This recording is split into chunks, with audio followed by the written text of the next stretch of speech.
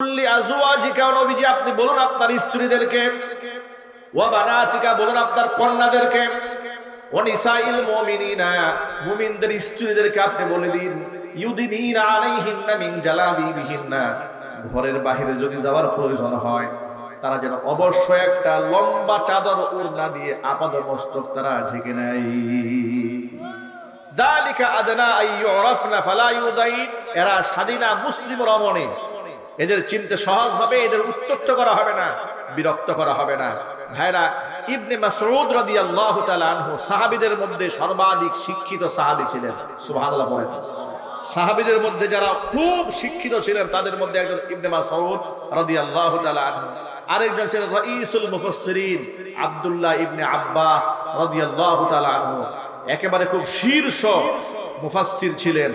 কোরআন আয়াত, কোন আয়াতের কি ব্যাখ্যা, এটা সাহাবায়ে কেরামের মধ্যে তারা খুব ভালো জানতেন।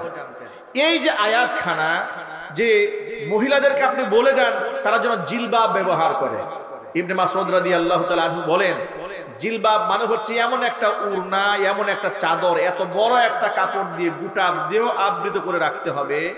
কোন ফকিহ বলেছেন যে তার এক চোখ খোলা রেখে সে বের হবে, কেউ কেউ বলেছেন দুই চোখ খোলা রেখে বের হবে। পর্দার ব্যাপারে এত কঠোরতা ইসলাম আরোপ করেছে, আবার ফজিলত বলে দিয়েছে, এর দ্বারা তারা ইফতিজিং এর শিকার হবে না। আজকে গোটা বাংলাদেশের বাস্তব চিত্রটা খেয়াল করেন। পর্দা আয়াত নিয়ে যে আলেমরা কথা বলবে, কোন সাহস নিয়ে কথা বলবে? কয়েকদিন আগে দেখেছি বাইতুল মুকাররমের গেটের সামনে এদেশের ইসলামিক দলের লোকেরা ওপেন বেপর্দা মহিলাদেরকে সামনে নিয়ে তারা মানববন্ধন করছে। কথা বলেন ঠিক না ঠিক বলেন? এর চেয়ে লজ্জাস্কর ঘটনা আর কি হতে পারে? বাংলাদেশের 56 বছরের ইতিহাসে কোন ইসলামিক দল বেপর্দা মহিলাকে পুরুষদের সামনে দাঁড় করিয়ে মিছিল করেছে, মিটিং করেছে, মানববন্ধন করেছে, এর রেকর্ড নাই, যা কয়েকদিন আগে করা হয়েছে। এমনকি ইদানিং প্রায় সময় দেখতে পাই বাংলাদেশের বিভিন্ন টেলিভিশন টক শোতে বেপর্দা মহিলাদের উপস্থাপনা করে, সেই জায়গায় বহুত আলেম ওলামারা গিয়ে হাজির হয়ে যাচ্ছে, ইসলামিক দলের বড় বড় নেতারা হাজির হয়ে যাচ্ছে।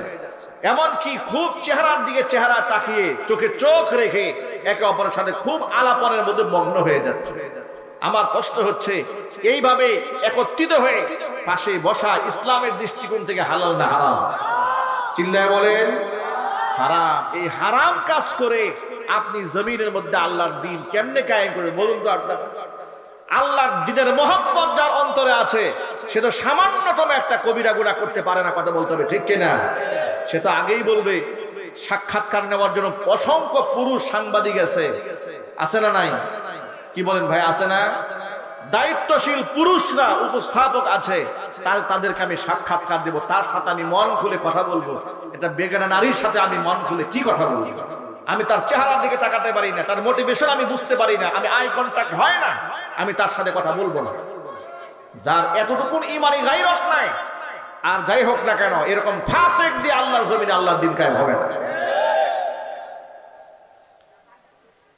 আমার প্রিয় বন্ধুগণ, শুনতে তিক্ত হলেও বাস্তবতা এটাই। আমি এক্সাম্পল দিয়ে একটা কথা বলি।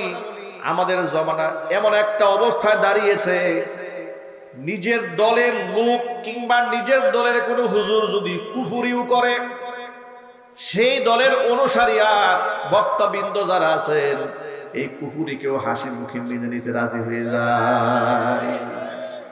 ঠিক না ভাই? ঠিক। এটাকে বলা হয় অন্ধত্ব। কি বলে এটাকে? অন্ধ ভক্তি। ইসলামে হালাল না হারাম? ইসলামে অন্ধত্বতা নাই। ইসলামে মানদণ্ড কোরআন এবং সুন্নাহ। কোরআন সুন্নাহর আয়না নিয়ে আপনি দেখবেন, তার মধ্যে কোরআন সুন্নাহর আদর্শ থাকলে আপনি ফলো করবেন, আদর্শ না থাকলে আপনি তাকে প্রত্যাখ্যান করবেন। কিন্তু আল্লাহর বিরুদ্ধে যাওয়ার কোনো সুযোগ নাই। সাহাবায়ে কেরামের সামনে যদি কোরআন শরীফের কোনো আয়াত দেওয়া হতো কোনো ব্যাপারে, তারা এত বেশি নমনীয় হতেন। ছোট্ট একটা এক্সাম্পল শোনায় আপনাদেরকে। খলিফাতুল মুসলিমিন হযরত ওমর রাদিয়াল্লাহু তাআলা আনহু তাম দুনিয়ার মধ্যে মুসলিম শাসকদের জন্য স্বর্ণ উজ্জ্বল ইতিহাস রেখে গিয়েছেন। সোনার পাতায় সোনার অক্ষরে তার ইতিহাসগুলো লিখিত হয়ে আছে। এমন ইনসাফ জমিনের মধ্যে তিনি কায়েম করতে সক্ষম হয়েছিলেন।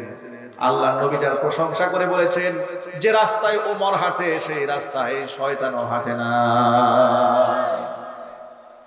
রাতের আধারে ঘুমাতেন না, দেখতেন মানুষের অবস্থাটা কি। দিনের বেলায় ছদ্মবেশ ধরে ঘুরে বেড়াতেন, মানুষের কাছ থেকে বক্তব্য শুনতেন, এলাকার মানুষের হালাত খুঁজে বেড়াতেন, যে মানুষের ভিতরকার কোনো প্রবলেম আছে কিনা দেখার চেষ্টা করতেন। রাতের বেলায় তিনি একবার হাঁটছেন মদিনাতুল মুনাওয়ারায়, এমন সময় শুনতে পেলেন একটি ঘর থেকে একজন মহিলা বিরহের গান গায়, বিরহের গান গাচ্ছে, আর আওয়াজটা বাহির থেকে শোনা যাচ্ছে। ওমর রাদিয়াল্লাহু তাআলা আনহু, আল্লাহ পাক তাকে শারঈ মেজাজ দিয়েছিলেন, যেখানে অন্যায় হতো সেখানে তিনি প্রতিবাদ জানাতেন। অন্যায়ের প্রতিবাদ করা তার রক্তের সাথে, মেজাজের সাথে মিশে গিয়েছিল। এই জন্য হযরত ওমর বলেন, অন্যায়ের প্রতিবাদ করতে করতে আমার অবস্থা এমন হয়েছিল, জমিনের মধ্যে আমার তেমন কোনো বন্ধুই ছিল না। সুবহানাল্লাহ বলেন। নিজের সন্তান অপরাধ করেছে, বর্ণনার মধ্যে পাওয়া যায় নিজের সন্তানকে তার চোখের সামনে যখন দুর্রা মারা হচ্ছিল, যিনি তার দুর্রা মারছেন সন্তানের গায়ে, সে এই কথা চিন্তা করলেন, খলিফার ছেলে, আমিরুল মুমিনিনের ছেলে, একটু আস্তে মারি। তখন তিনি নিজের হাতে ব্যাট উঠিয়ে নিয়েছিলেন, এত জোরে আঘাত করেছিলেন, কোনো কোনো বর্ণনায় পাওয়া যায় সেই আঘাতে তার সন্তানের মৃত্যু হয়েছে। আল্লাহু আকবার বলেন। চিন্তা করা যায়, হযরত ওমর রাদিয়াল্লাহু তাআলা আনহু শারঈ মিজাজ আল্লাহ পাক তাকে দান করেছিলেন। যখন মহিলার গান গাচ্ছে, মহিলার আওয়াজ বাহির থেকে শোনা যাচ্ছে, এই কথা শোনার পরে খুব রাগ হয়ে গেলেন তিনি। রাগ হয়ে এরপরে পেছন দিক থেকে দরজা লাথি মেরে ভেঙে ঘরের মধ্যে প্রবেশ করে মহিলাকে খুব তর শাসন করলেন। যখন মহিলার সামনে গিয়ে ওমর রাদিয়াল্লাহু তাআলা আনহু কঠোর ভাষায় তার এই গানের প্রতিবাদ জানালেন, মহিলা তখন হযরত ওমরের সামনে বললেন, আমিরুল মুমিনিন, আমি না হয় গান গেয়ে একটা অন্যায় করে ফেলেছি, এই জন্য আমি লজ্জিত অনুতপ্ত, কিন্তু আপনিও কিন্তু আমার ঘরে এভাবে প্রবেশ করে শরীয়তের হুকুমকে আপনি লঙ্ঘন করেছেন। হযরত ওমর বললেন, আমি কোথায় হুকুম লঙ্ঘন করলাম? আমি তো অন্যায়ের প্রতিবাদ করেছি। তিনি বললেন, মহাগ্রন্থ আল কোরআনে সূরা নূরের মধ্যে আল্লাহ তাআলা বলেছেন, ইয়া আইয়ুহাল্লাযীনা আমানু লা তাদখুলু বুয়ুতান গায়রা বুয়ুতিকুম হাত্তা তাস্তানিসু ওয়া তুসাল্লিমু আলা আহলিহা। হে ঈমানদাররা, যখন তোমরা কারো ঘরে প্রবেশ করতে যাবে, লা তাদখুলু বুয়ুতান গায়রা বুয়ুতিকুম, নিজের ঘর ছাড়া অন্যের ঘরে প্রবেশ করতে গেলে অবশ্যই হাত্তা তাস্তানিসু, পারমিশন নিতে হবে, ওয়া তুসাল্লিমু আলা আহলিহা, ঘরের ভিতরে যারা থাকে তাদেরকে সালাম দিতে হবে।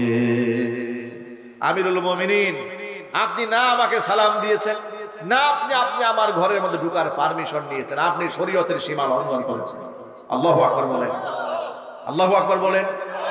উমরের সামনে যখন আল্লাহ পাকের কোরআন শরীফের আয়াতটা শুনিয়ে দিয়েছে মহিলা, হযরত উমর এত লজ্জিত হলেন, এত শরম পেলেন। যিনি এতক্ষণ পর্যন্ত রাগে গুসায় অগ্নি শর্মা ছিলেন, তিনি মনে হয় একদম গরম বরফ বলে পানি হয়ে গেলেন। একেবারে নরম ভাষায় তিনি লজ্জিত হয়ে বললেন, আল্লাহর বান্দি, তুমি তোমার অন্যায়ের জন্য আল্লাহর কাছে ক্ষমা প্রার্থনা করো, আর আমি যে অন্যায়টা করে ফেলেছি এই জন্য আমি আল্লাহর কাছে ক্ষমা প্রার্থনা করছি, আমি তোমার কাছেও ক্ষমা প্রার্থনা করছি।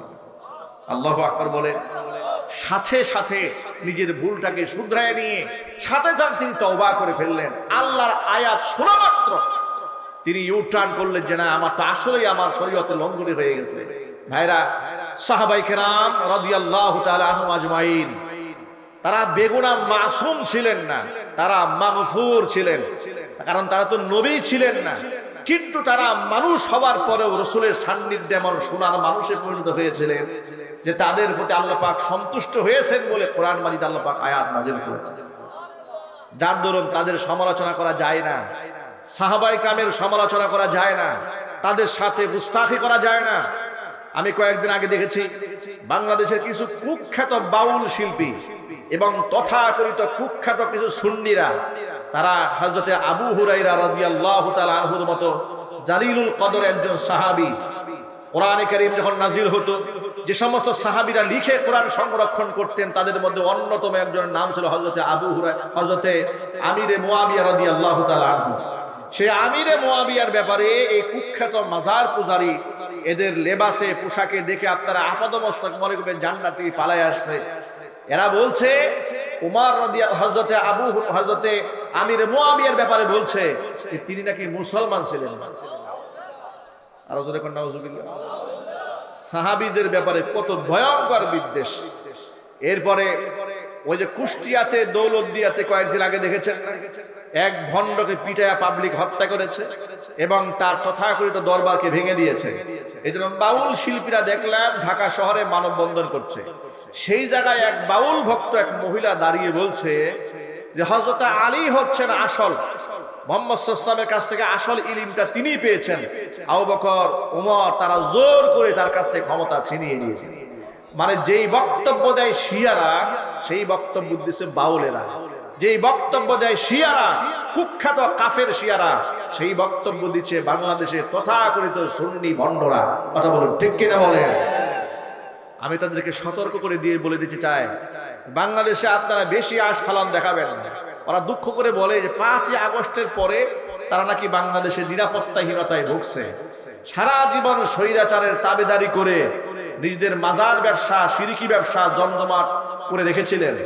বাংলাদেশে হকপন্থী আলেমদেরকে জেলখানা নিয়ে বন্দি করে টর্চার করার পেছনে এই ধরনের নামধারী তথাকথিত বেদাতপন্থীদের হাত ছিল। কথা বলতে হবে ঠিক কিনা বলেন? সুতরাং অপকর্মের কিছুটা প্রায়শ্চিত্ত তো দুনিয়াতে ভোগ করতে হবে, আর চূড়ান্ত ফয়সালা হবে কাল কিয়ামতের ময়দানে। ঠিক কিনা বলেন? এই কথাটা কেন বললাম, প্রসঙ্গক্রমে বললাম যে সাহাবায়ে কেরাম রাদিয়াল্লাহু তাআলা আজমাইন বেগুনা মাছ